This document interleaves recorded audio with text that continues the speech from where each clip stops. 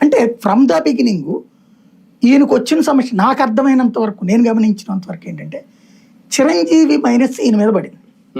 చిరంజీవి అంత ఆతృత పడకుండా ఉండాలి. ఇప్పుడు ఇతని పేరు ఏంటది, బీజేపీ ఒకప్పుడు అసలు 0 సీట్లు, తర్వాత 2 వచ్చింది ఉంది, ఇప్పుడు 8 వచ్చింది ఉంది.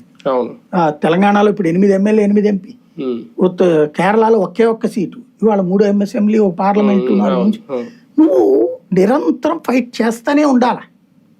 ఏది నీకు ఏకదం రాలేదు కాబట్టి. చిరంజీవికి 18% ఓట్లేస్తే పబ్లిక్, ఆంధ్రాలో 22%, తెలంగాణలో 18%. అంత ఓట్లేస్తే ఆయన నన్ను అధికారం ఇవ్వట్లేదు కదా అని చెప్పేసి పార్టీని విలీనం చేసేస్తే, అంటే ఆయన నమ్ముకుని ఆస్తులు అమ్ముకున్నోళ్ళు, ఆస్తులు ఖర్చు పెట్టుకున్నోళ్ళు నాశనం అయిపోయారు కదా. ఈయనకేం నష్టమైంది చిరంజీవికి? అదే కదా, ఆయన మంత్రి పదవి, ఆయనకు తర్వాత ఆయన పేరుతో 3-4 బాగుపడ్డారు. తీరా చూస్తే ఆ పార్టీని నమ్ముకున్న 294 నియోజకవర్గాల్లో పోటీ చేసిన వాళ్ళు మునిగినట్టేగా. కనీసం 10 లక్షలు 10 లక్షలు వాళ్ళ జేబులో ఖర్చు పెట్టుంటారు కదా సామాన్యుడైనా, అది నాశనం చేసుకున్నట్టే కదా. వాళ్ళకి ఏమన్నా చేసాడా పోనీ ఆయన?